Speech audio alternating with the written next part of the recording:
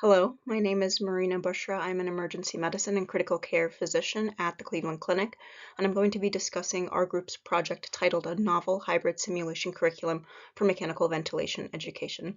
To understand the importance of this project, we have to do a quick review of mechanical ventilation. Mechanical ventilation is known colloquially as putting someone on the vent. It is a very common procedure in the emergency department, with about 250,000 people getting intubated and ventilated in the emergency department every year. This procedure occurs in two major steps. The first, intubation, occurs when we put the patient to sleep and put a tube in their windpipe to help connect them to the ventilator. The second is attaching the patient to the ventilator and setting the mechanical ventilator to address the patient's specific disease process.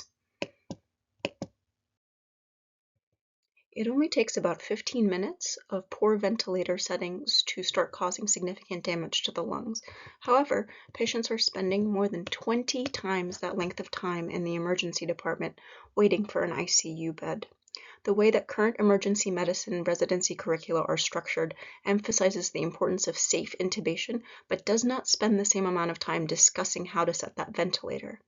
The result is that less than 2/3 of attending physicians in the emergency department feel comfortable with the management of a mechanical ventilator, and up to 38% say they rarely or never feel comfortable managing a ventilator in the ED.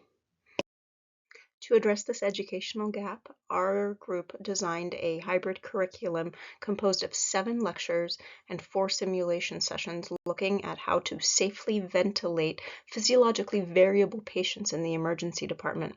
The first portion of this was 7 lectures delivered over the course of the academic year. Following the lectures, the residents went through 2 simulation days for a total of 4 simulation sessions, focusing on the most high-yield points of those 7 lectures.